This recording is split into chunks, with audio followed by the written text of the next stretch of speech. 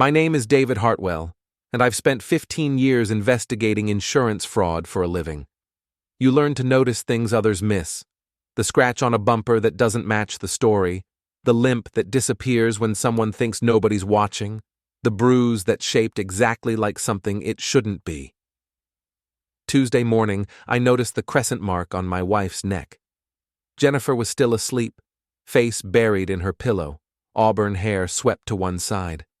The mark sat just below her left ear, a perfect half-moon of purple and yellow about the size of a quarter.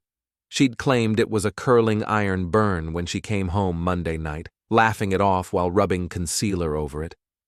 "Clumsy me," she'd said, not meeting my eyes. Was rushing to get ready for that client dinner. I believed her then. Jennifer worked as a senior account manager at Kepler Creative, a high-end advertising firm downtown.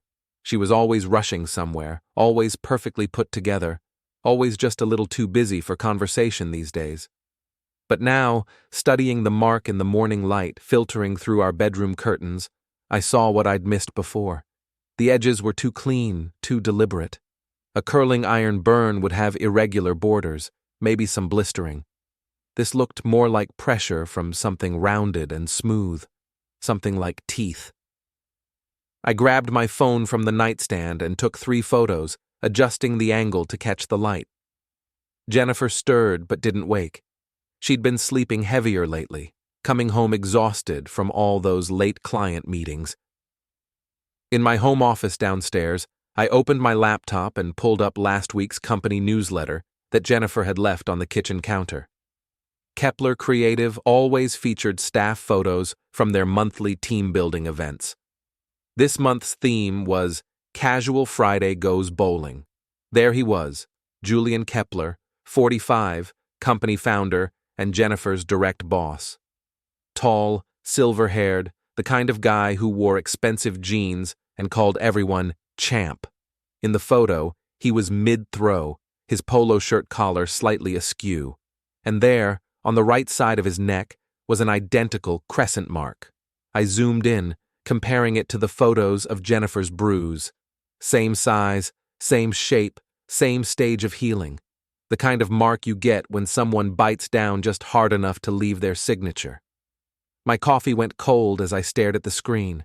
15 years of investigating fraud had taught me that coincidences were usually just patterns you hadn't recognized yet. And this pattern was crystal clear. I opened a new folder on my desktop and labeled it Evidence. Then I started digging. Jennifer's credit card statements were easy enough to access. We'd shared accounts since we married 8 years ago. I scrolled back 3 months, looking for anything unusual. Hotel charges caught my eye first. The Waverly, an upscale boutique hotel 15 minutes from her office. 6 different dates, always Tuesday nights, always the same room rate. I cross-referenced the dates with Julian's social media posts. Every Tuesday Jennifer had been at the Waverly. Julian had posted about working late on big projects or burning the midnight oil for clients. His wife Mara's Instagram showed her at yoga classes or wine nights with friends, always on Tuesdays. The pattern was so obvious I almost laughed. Almost. I pulled up Jennifer's phone records next. We were on a family plan, so I had access to the usage details. Starting 3 months ago, there was a new number she'd been texting regularly. Always in the evenings, always brief exchanges.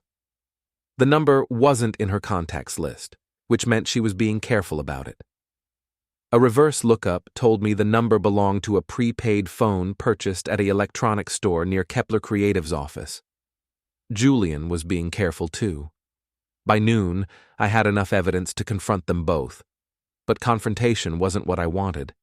I wanted something more satisfying than a screaming match or a tearful confession. I wanted justice. And I knew exactly how to get it.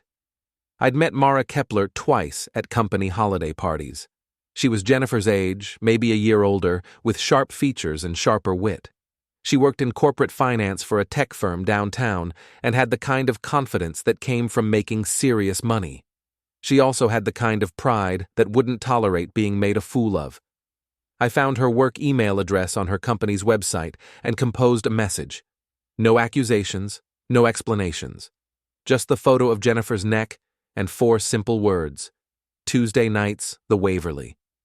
I hit send at 12:47 p.m. and sat back to wait. My phone rang at 12:58. David? Jennifer's voice was tight, higher than usual. Hey, are you home right now? Just having lunch. What's up? Nothing major. Just wondering if you'd been on my laptop or anything. I'm getting some weird notifications. Weird how? Email alerts for things I don't remember signing up for. Probably just spam. She forced a laugh. Anyway, I might be late tonight. Julian wants to review the Morrison campaign before tomorrow's presentation. On a Wednesday? Yeah, I know. But you know how he is about the big accounts. I did know how he was. The question was whether she knew that I knew. No problem, I said. I'll grab dinner with Mike from work. Haven't seen him in a while. Sounds good. Love you. Love you too. She hung up, and immediately my phone buzzed with a text from the prepaid number I'd been tracking. Emergency meeting. Can you get away? Another buzz. Jennifer's response. He's going out tonight. My place at 8. I screenshotted both messages and added them to my evidence folder. Then I called Mike Patterson, my former partner from the insurance company. He'd moved to private investigation work 2 years ago, and I had a feeling I was going to need his expertise. Dave, long time. What's going on? I need a favor, Mike, and probably a drink. That bad? Worse than you think. Can you meet me at Riley's tonight around 6? Riley's was a dive bar downtown that Mike and I used to frequent after particularly brutal cases. The owner, Tommy Riley, was an ex-cop who minded his own business and poured heavy drinks. It was the kind of place where you could talk freely without worrying about who might be listening. Sure thing. You sound like someone ran over your dog. Something like that. I spent the rest of the afternoon organizing my evidence into a timeline. 3 months ago, Jennifer started working late more often. 3 months ago, the hotel charges began. 3 months ago, she started using a different perfume and buying new lingerie that I never saw her wear at home. 3 months ago, Julian Kepler's wife Mara had posted on social media about their marriage counseling sessions ending successfully. Apparently, they'd worked through their communication issues and were stronger than ever. The irony wasn't lost on me. At 6 o'clock, I drove to Riley's and found Mike already nursing a beer in our usual corner booth. He was a big guy, ex-military, with graying hair and the kind of steady presence that made people trust him instinctively. You look terrible, he said as I sat down. Feel worse. I ordered a whiskey and pulled out my phone. I need you to look at something. I showed him the photos, the timeline, the evidence I'd compiled. Mike studied everything without comment, occasionally asking for clarification on dates or details. When I finished, he set down his beer and leaned back. How long have you known? Confirmed it this morning, suspected it for a few weeks. What do you want to do about it? That was the question I'd been wrestling with all day. The old David would have confronted Jennifer directly, demanded explanations, probably ended up in a shouting match that solved nothing. But the old David hadn't spent 15 years learning how to dismantle lies for a living. I want them to destroy themselves, I said. Both of them. Mike nodded slowly. You want them to panic, make mistakes, turn on each other? Exactly. And you want it to hurt. I want it to be permanent. He was quiet for a moment, thinking. You know this could get messy. If they figure out you're behind it, they might try to flip the script, make you look like the bad guy. Let them try. I've got documentation for everything. What about the wife, Mara? I pulled out my phone and showed him the email I'd sent. I'm betting she's not the forgiving type. Mike grinned. You always were thorough. All right, I'm in. What do you need? Background on Julian, financial records, business dealings, anything that might give Mara leverage, and I need to know more about their marriage. If I'm going to blow this up, I want to make sure the explosion reaches everyone who deserves it. I can have preliminary information by tomorrow morning, full workup by Friday. We shook hands and I headed home, arriving just as Jennifer was getting ready to leave for her emergency meeting with Julian. She'd changed into a black dress I'd never seen before and was touching up her makeup in the hallway mirror. "You look nice," I said. She jumped slightly. "Oh, you startled me. I thought you'd already left to meet Mike." "Just heading out now. Big presentation tomorrow." "The biggest. Julian's really stressed about it." She kissed my cheek, careful not to smudge her lipstick. "Don't wait up. This could take hours." "I'm sure it will." After she left, I sat in my office and waited for my phone to ring. It rang at 8:23 p.m. "Mr. Hartwell?" The voice was crisp, professional, with just a hint of controlled anger. "This is Mara Kepler. I believe you sent me an email today." "I did. We need to talk." "I thought we might. There's a coffee shop on 5th and Madison called The Grind. It stays open until midnight. Can you meet me there in an hour?" "I'll be there." "Mr. Hartwell, bring everything you have." The line went quiet, and I smiled for the first time all day. Phase 1 was complete. Phase 2 was about to begin. The Grind was nearly empty when I arrived, just a few college students hunched over laptops and a barista who looked like he'd rather be anywhere else. Mara Kepler sat in a corner booth, her back to the wall, nursing a cup of coffee that had probably gone cold an hour ago. She looked exactly like I remembered from the holiday parties. Sharp cheekbones, platinum blonde hair pulled back in a severe bun, wearing a charcoal business suit that probably cost more than my monthly mortgage payment. But there was something different about her eyes. They had the same focused intensity I'd seen in the mirror this morning. "Mr. Hartwell." She didn't stand or offer to shake hands. "Sit." I slid into the booth across from her and set my phone on the table. "Thank you for meeting me." "Don't thank me yet. Show me what you have." I opened my evidence folder and walked her through everything: the photos, the credit card statements, the hotel records, the text messages. She listened without interruption, occasionally asking me to zoom in on a detail or clarify a date. When I finished, she was quiet for a long moment. "How long have you been building this file?" I confirmed everything today, but I've been suspicious for about 6 weeks. "Why didn't you confront them directly?" "Because I wanted to be smart about it, and because I had a feeling you might want to know what your husband was doing with my wife." Mara smiled, but there was no warmth in it. "You were right." She pulled out her own phone and set it next to mine. "Your turn to listen." For the next 20 minutes, Mara laid out a case that made my evidence look like amateur work. She had bank statements showing unusual cash withdrawals from Julian's personal account, credit card charges for jewelry she'd never received, restaurant bills for expensive dinners on nights when he'd claimed to be working late. But the real bombshell was the offshore account. "Julian opened it 6 months ago," she explained, showing me printouts of financial documents.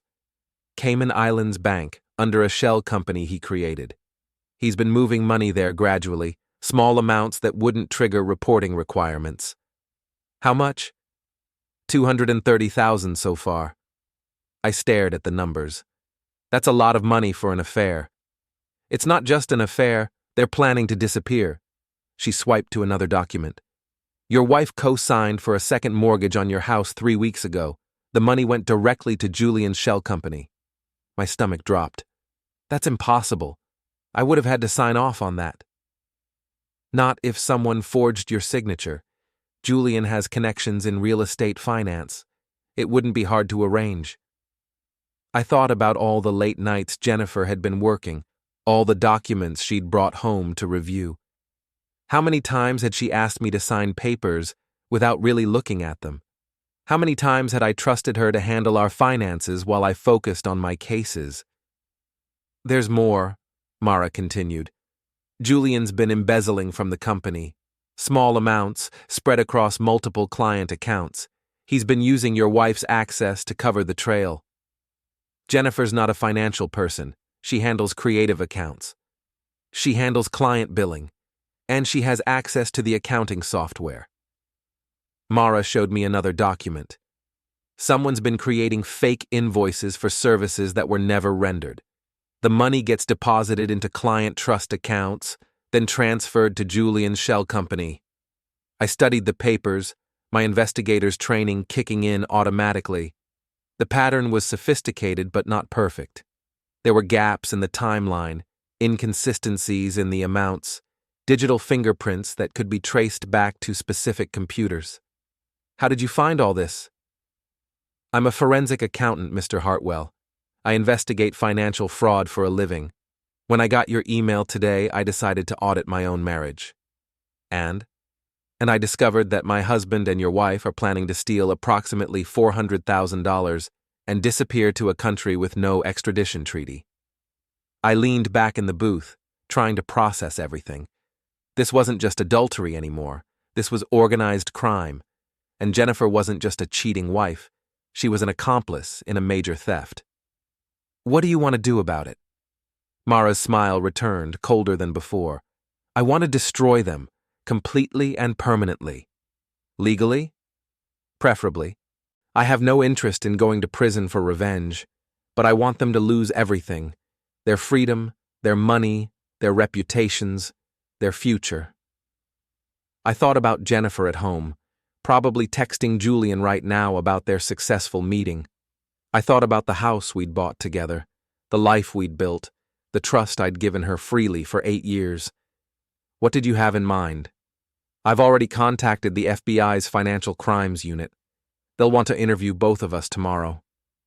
She slid a business card across the table. Special Agent Patricia Wong. She specializes in embezzlement and money laundering.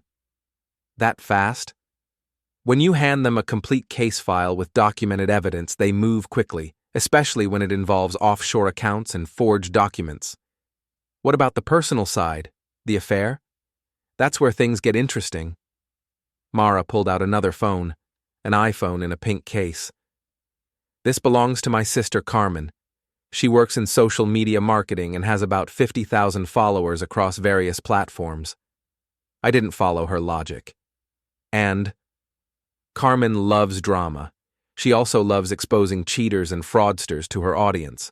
She's built quite a following doing scammer alerts and cheater reveals. You want to make this public? I want to make them famous. Julian's built his entire business on his reputation as a family man and community leader. He sponsors charity events, coaches Little League, serves on the Chamber of Commerce.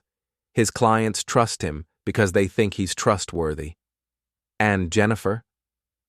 Your wife has been positioning herself as a rising star in the advertising world. She speaks at conferences about ethical marketing and authentic brand building. Mara's laugh was sharp. I think her audience would be interested to know how authentic she really is. I considered the implications.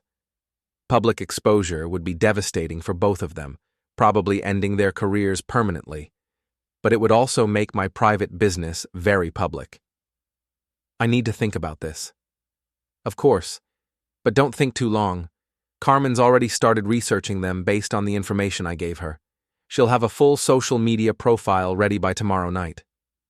Mara stood and gathered her papers.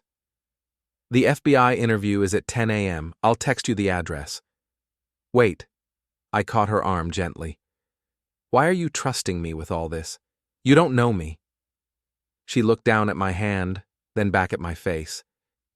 Because you're the only other person who wants to see them pay as much as I do, and because you're methodical enough to have built a solid case before making accusations.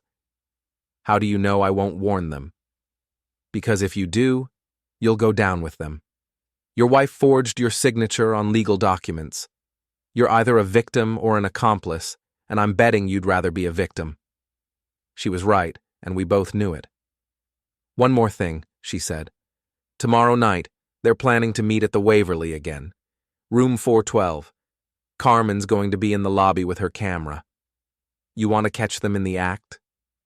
I want to catch them celebrating their last successful theft. Because after tomorrow morning, they're going to be too busy dealing with federal investigators to worry about their Tuesday night routine.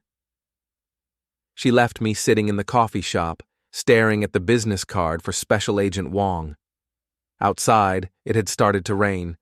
Typical Pacific Northwest weather for October. I watched the water streak down the windows and thought about Jennifer, probably heading home right now with her story about the stressful presentation and demanding boss. I drove home slowly, taking the long way through downtown. The streets were mostly empty, just a few late commuters and delivery drivers navigating the wet asphalt. When I pulled into our driveway, Jennifer's car was already there, and the living room lights were on. She was on the couch in her pajamas, watching a cooking show and eating ice cream directly from the container.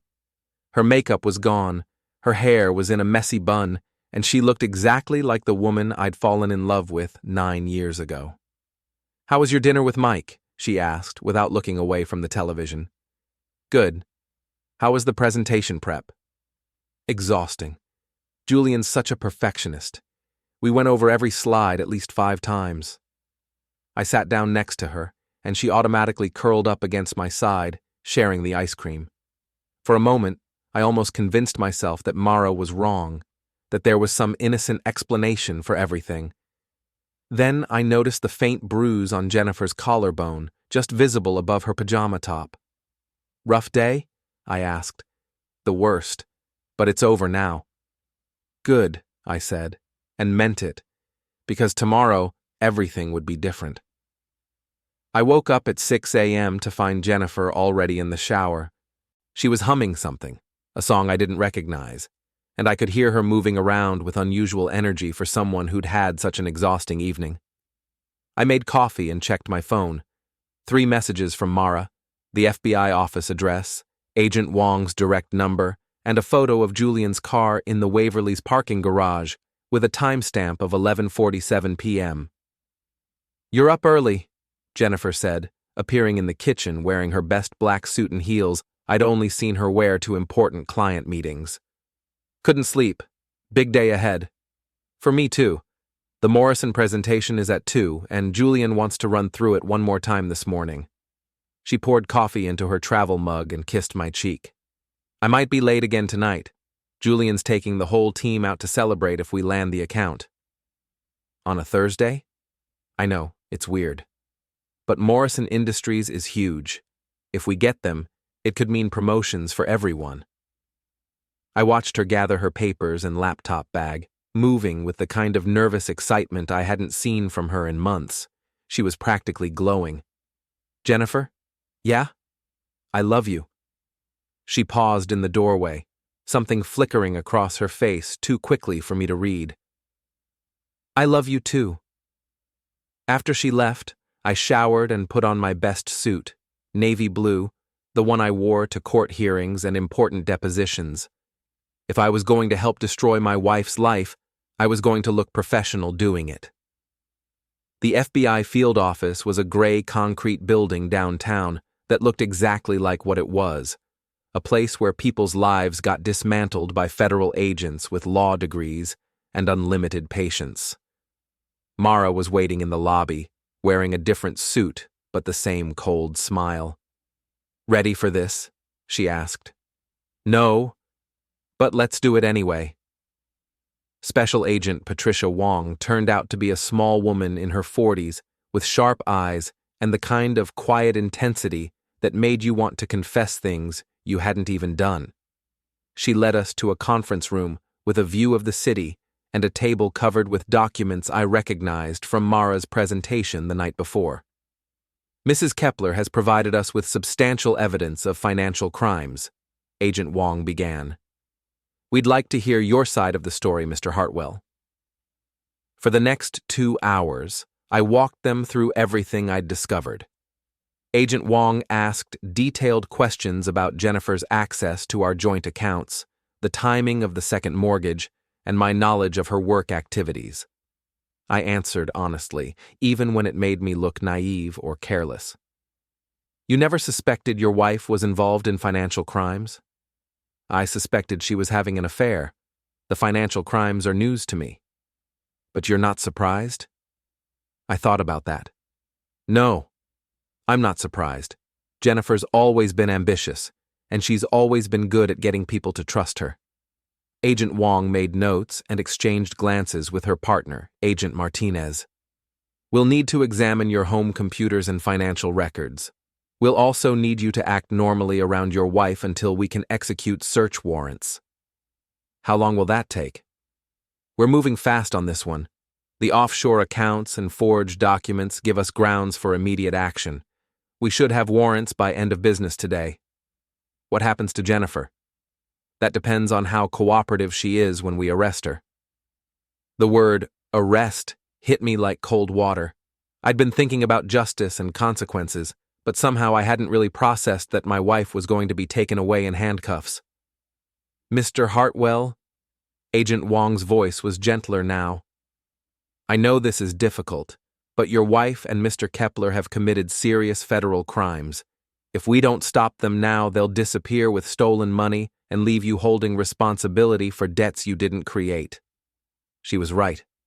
Jennifer had forged my signature on documents that could have destroyed my credit and left me financially ruined. She'd stolen from her employer and used our marriage as cover for her crimes. What do you need me to do? Go home. Act normal. If your wife asks about your day, tell her you had routine meetings. Don't give her any reason to suspect we're investigating. And tonight? Mara spoke up. Tonight we spring the trap. Agent Wong looked annoyed. Mrs. Kepler, we've discussed this. Social media exposure could compromise our investigation. Your investigation will result in arrests and prosecution. My approach will result in complete social and professional destruction. They complement each other. What approach? I asked. Mara pulled out her phone and showed me a video her sister Carmen had posted that morning. It was titled, Cheater Alert, Local Business Owner Exposed, and had already been viewed 12,000 times. The video showed Julian entering the Waverly Hotel, followed by Jennifer 20 minutes later. Carmen's narration was professional but devastating. This married man owns a local advertising agency and coaches children's sports. This married woman speaks at conferences about ethical business practices. But on Tuesday nights, they meet at this hotel for activities that aren't very ethical at all. You posted this without telling me? I posted it without identifying them by name, yet. Part 2 goes live tonight, with full names and business information. Agent Wong rubbed her temples. Mrs. Kepler, this could cause them to flee before we can arrest them. No, it won't. It's going to cause them to panic and make mistakes. And it's going to ensure that even if they somehow avoid prosecution, they'll never work in this industry again. I stared at the video, watching Jennifer walk into the hotel lobby with the confidence of someone who thought she was untouchable. The comments below were already brutal, with people speculating about who the cheaters were and demanding more information. How many followers does your sister have? 50,000 on Instagram, 30,000 on TikTok, and growing. She's also connected with other influencers who share this kind of content. By tonight, this will be everywhere. My phone buzzed with a text from Jennifer. Presentation went amazing. Julian's taking the whole team to dinner to celebrate. We'll be home late. Love you. I showed the message to Agent Wong. They landed the Morrison account. Or they think they did. Mr. Morrison might feel differently when he finds out his new advertising team is under federal investigation. Agent Wong's phone rang, and she stepped out to take the call. Mara leaned across the table. Having second thoughts? About Jennifer? No. About making this a public spectacle? Maybe. David, they stole from you. They lied to you. They were planning to disappear and leave you responsible for their crimes. They don't deserve your protection. I know that. But I also know that once this goes public, there's no taking it back. Good. They shouldn't be able to take it back. Agent Wong returned with news that changed everything. We just got word from our forensics team. The embezzlement is bigger than we thought. They've been stealing from client accounts for almost a year. Total amount is close to $600,000. I felt sick. How is that possible? Your wife has been creating fake invoices for services that were never provided. The money goes into client trust accounts, then gets transferred to offshore accounts controlled by Mr. Kepler. It's sophisticated and well organized. How long before you arrest them? We're executing search warrants at 5 p.m. today. Arrests will follow immediately. I looked at my watch. It was 2:30. In 2.5 hours, my wife would be in federal custody. I need to go home. Remember, act normal. If she suspects anything, she might try to run. I drove home through afternoon traffic, trying to figure out how to act normal when my entire life was about to explode. The house felt different when I walked in, smaller somehow, like it was already becoming a crime scene instead of a home. I sat in my office and stared at the evidence folder on my computer. This morning, it had felt like justice. Now it felt like the end of everything I'd built over the past 8 years. My phone rang at 4:15. Jennifer's voice was breathless with excitement. "David, you'll never believe what happened. Morrison Industries didn't just hire us for their advertising, they want to acquire the entire company. Julian's going to be rich, and I'm getting promoted to vice president." That's incredible. I know. Julian's so excited he can barely think straight. He's already talking about expanding to Seattle and Portland. This changes everything for us. I bet it does. I have to run. We're meeting with lawyers about the acquisition details. But I wanted to share the good news. This is the biggest day of my career. I'm happy for you, Jennifer.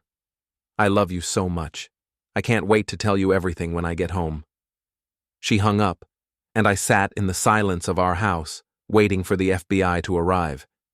They came at exactly 5 o'clock.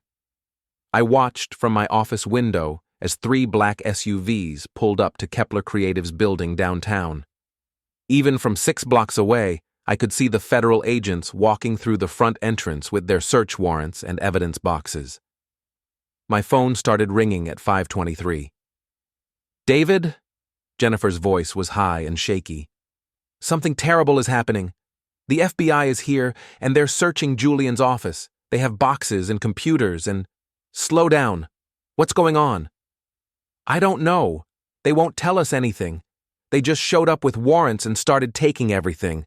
Julian's locked in a conference room with 2 agents and they won't let any of us leave. Have they talked to you?" "Not yet, but—" "Oh no, David. They're calling my name. I think they want to interview me." "Jennifer, listen to me carefully. Don't say anything without a lawyer present." "Why would I need a lawyer? I haven't done anything wrong." The line went quiet except for muffled voices in the background.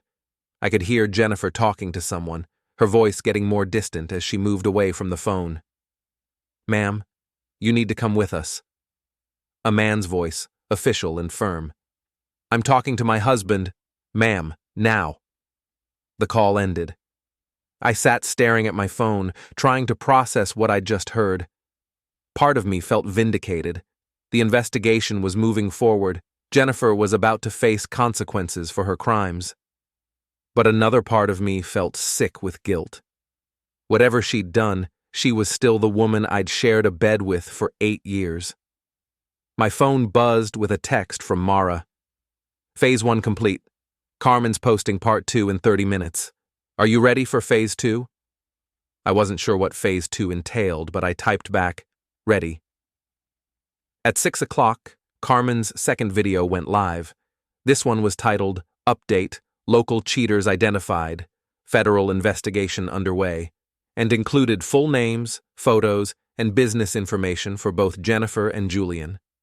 The video had been edited with screenshots of public records, social media posts, and even clips from Jennifer's conference presentations about ethical marketing. Carmen's narration was devastating. Meet Jennifer Hartwell, who speaks about authentic branding while stealing from her employer, and Julian Kepler, who coaches children's sports while embezzling hundreds of thousands of dollars. Both are currently under federal investigation for financial crimes. The comments section exploded immediately. People who knew Jennifer from the advertising industry, parents whose children Julian had coached, clients of Kepler Creative. Everyone was sharing their shock and demanding more details. My phone rang again. This time it was Mike Patterson. "Dave, What the hell is going on? I'm seeing videos about Jennifer all over social media. It's a long story. Are you safe? Do you need me to come over? I realized I hadn't thought about my own safety. If Jennifer and Julian were desperate enough to steal $600,000, they might be desperate enough to do other things. Actually, yes. Can you come over and maybe bring some backup? On my way. Mike arrived 20 minutes later with two other private investigators I recognized from our insurance days. They swept the house for any signs of tampering and set up a security system that would alert us if anyone approached the property. Any word from Jennifer? Mike asked. Nothing since they took her in for questioning. She's probably still at the FBI office. These financial crime interviews can take hours. At 8 o'clock, my phone rang again. This time it was a number I didn't recognize. David? It's Mara. I'm calling from the FBI office. They've arrested Julian. What about Jennifer? Still being questioned. But I wanted to update you on something else. The Morrison Industries acquisition? It was fake. What do you mean, fake? Julian created fake documents and forged emails to make it look like Morrison wanted to acquire the company. He was planning to use the excitement about the fake acquisition to steal even more money before disappearing. I thought about Jennifer's phone call, her breathless excitement about the biggest day of her career. She'd been celebrating a lie. How much more money? Morrison Industries had just transferred $200,000 as a good faith deposit for advertising services.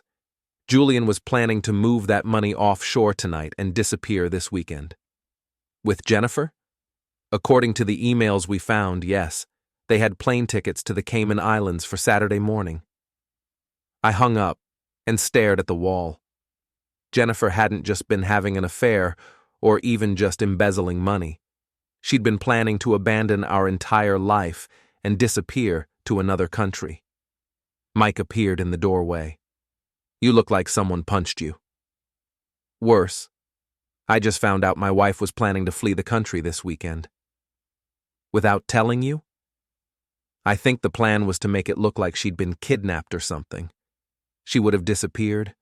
I would have reported her missing, and by the time anyone figured out what really happened, she'd be living on a beach somewhere with stolen money. Mike was quiet for a moment. Dave, I'm sorry. I know this is hard. The weird part is, I'm not even angry anymore. I'm just tired. At 10 o'clock, Carmen's third video went live. This one included footage from outside the FBI building, showing Julian being led away in handcuffs. The video had been viewed over 100,000 times within the first hour. My phone started ringing with calls from reporters, neighbors, and people I hadn't talked to in years. I turned it off and tried to get some sleep, but my mind kept racing through everything that had happened. At midnight, I heard a car in the driveway. Mike was instantly alert, checking the security monitors. It's Jennifer. She's alone. I watched through the window as Jennifer sat in her car for several minutes before finally getting out. She moved slowly, like she was exhausted or in shock. When she reached the front door, she stood there for a long time before finally using her key. David? Her voice was small, defeated. I'm here. She appeared in the living room doorway, still wearing her black suit but now wrinkled and disheveled. Her makeup was gone, her hair was messy, and her eyes were red from crying. We need to talk. I know. Mike and his colleagues quietly left through the back door, giving us privacy but staying close enough to respond if needed. Jennifer sat on the edge of the couch, not looking at me. How long have you known? About the affair? Since yesterday morning? About the money? Since this morning. You sent the photo to Mara. Yes. You called the FBI. Mara called the FBI. I just provided evidence. She was quiet for a long time. When she finally looked at me, her eyes were empty. They're offering me a deal. If I testify against Julian and help them recover the stolen money, they'll recommend a reduced sentence. How reduced? 2 to 3 years instead of 8 to 10. I tried to imagine Jennifer in federal prison, wearing orange jumpsuits and living in a cell. It didn't seem real. What about Julian? He's not cooperating. He thinks he can beat the charges. She laughed bitterly. He still thinks he's smarter than everyone else. Are you going to take the deal? I don't have a choice. David, I'm sorry. I know that doesn't mean anything now, but I need you to know that I never meant for it to go this far. How far did you mean for it to go? I don't know. At first it was just the affair. Julian was charming and successful, and he made me feel important. You and I had been growing apart, and he paid attention to me in ways you hadn't in years. So you decided to steal money? That was Julian's idea. He said we could take just enough to start over somewhere else, that no one would get hurt because the insurance would cover everything. But it kept getting bigger. Julian kept saying we needed more to be safe, that we had to be thorough. And then Morrison Industries happened, and he saw an opportunity to take enough money to disappear forever. Without telling me, Jennifer started crying again. I was going to leave you a letter. I was going to explain everything and tell you it wasn't your fault. How generous. David, please. I know you hate me, but I don't hate you. I don't feel anything about you anymore. That seemed to hurt her more than anger would have. She sat there crying while I watched, feeling nothing but a distant kind of sadness for the woman she used to be. What happens now? She asked. Now you go to prison. Julian goes to prison. I file for divorce and try to rebuild my life. The videos. We'll make sure everyone knows what you did. That was the point. She nodded, accepting it. I'll pack some things and stay at my sister's until the sentencing. Good. She went upstairs, and I heard her moving around in our bedroom, gathering clothes and personal items. When she came back down with a suitcase, she paused at the front door. David, I really am sorry. I know. Do you think you'll ever forgive me? I thought about that question for a long time. Maybe someday. But not today. She left, and I locked the door behind her.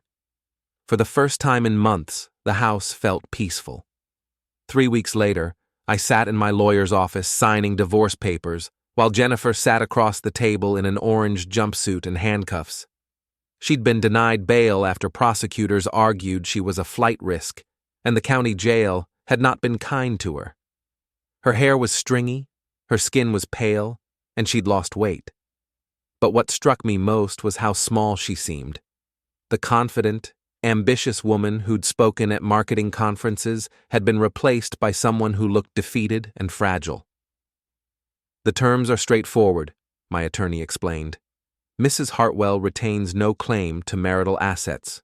Mr. Hartwell receives full ownership of the house, both vehicles, and all joint accounts. Mrs. Hartwell is responsible for all debts incurred through her fraudulent activities. Jennifer's public defender, a tired-looking woman in her 50s, nodded wearily. My client accepts these terms. Jennifer? The judge looked at her directly. Do you understand what you're agreeing to? Yes, Your Honor. And you agree to these terms voluntarily? Jennifer glanced at me briefly, then back at the judge. Yes, Your Honor. The whole process took less than 30 minutes. 8 years of marriage dissolved with a few signatures and legal stamps. As Jennifer was being led away by the bailiff, she turned back to me. David, thank you. For what? For not making this harder than it had to be. I watched her disappear through the courthouse doors, probably for the last time. Her sentencing was scheduled for next month, and then she'd be transferred to a federal facility somewhere far away. Outside the courthouse, Mara was waiting by her car. We'd become unlikely allies over the past few weeks, bonding over the shared experience of having our lives destroyed by the same two people. How do you feel? She asked. Empty, relieved. I'm not sure. Julian's sentencing is next week. His lawyer thinks he'll get 8 to 10 years. Good. The civil suits are moving forward too. The clients who lost money are going after everything. His house, his cars, his business assets, He'll have nothing left when he gets out of prison. We stood in the courthouse parking lot, watching normal people go about their normal lives. It was a sunny Thursday afternoon in November, and the world looked exactly the same as it had before my life imploded. "What are you going to do now?" Mara asked. "I'm thinking about moving, maybe Portland or Seattle, start over somewhere new." "That might be smart. Carmen's videos have made you both pretty famous around here." That was an understatement. Carmen's series about the Kepler creative scandal had been viewed over 2 million times across all platforms. Local news stations had picked up the story, and it had even made national business news as an example of corporate fraud in small companies. Jennifer and Julian had become cautionary tales, their photos used in articles about workplace affairs and financial crimes. Their names would forever be associated with betrayal and theft. "Any regrets?" Mara asked. I thought about that. About exposing them? No. About the marriage ending? I'm not sure. We had good years before everything went wrong. Do you think you would have been able to forgive her if she'd just had the affair? Maybe. If she'd come clean, ended it, and worked to rebuild our trust. But the money changed everything. That wasn't a mistake or a moment of weakness. That was a calculated decision to destroy my life. Mara nodded. Julian tried to call me from jail last week. I didn't answer. What did he want? According to the voicemail, he wanted to explain his side of the story. He still thinks he's the victim somehow. Are you tempted to hear him out? Not even a little bit. Some bridges don't just burn, they explode, and I'm the one who lit the fuse. We said goodbye, and I drove home to a house that felt bigger and quieter than it ever had before. I'd been living alone for 3 weeks now, and I was starting to get used to it. No more wondering where Jennifer really was or who she was really with. No more checking credit card statements for suspicious charges. No more pretending everything was normal when it clearly wasn't. My phone buzzed with a text from Mike. "Drinks tonight? Riley's at 7? I typed back, "Sure, I have news." Riley's bar was busier than usual for a Thursday night, filled with people celebrating the end of another work week. Mike was already there, nursing a beer and chatting with Tommy Riley behind the bar. "How'd it go today?" Mike asked as I sat down. "It's official. I'm divorced." Tommy poured me a whiskey without being asked. "How do you feel about that?" "Like I can finally breathe again." "Any word on when Jennifer gets sentenced?" "Next month. Her lawyer thinks she'll get the minimum, 2 years, because she cooperated with the investigation." "And Julian?" 8 to 10 years, plus he'll have to pay restitution to everyone he stole from, which means he'll probably be in debt for the rest of his life. Mike raised his beer. "To justice." "To justice," I agreed. We drank in comfortable silence for a while, watching the other patrons play pool and argue about sports. It was the kind of normal evening I hadn't experienced in months. "So what's the news?" Mike asked. "I'm selling the house, moving to Seattle." "Job opportunity?" "New life opportunity. I got an offer from a private investigation firm up there. Corporate fraud cases, insurance investigations, the kind of work I'm good at." "When do you start?" "January 1st. New year, new life." "You're going to miss this place."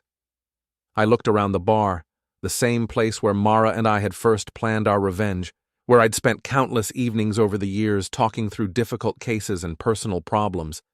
It held a lot of memories, both good and bad. "Yeah, I will. But I think I need a fresh start somewhere that doesn't remind me of the past 8 years. Tommy leaned over the bar. "You know, what you did took guts.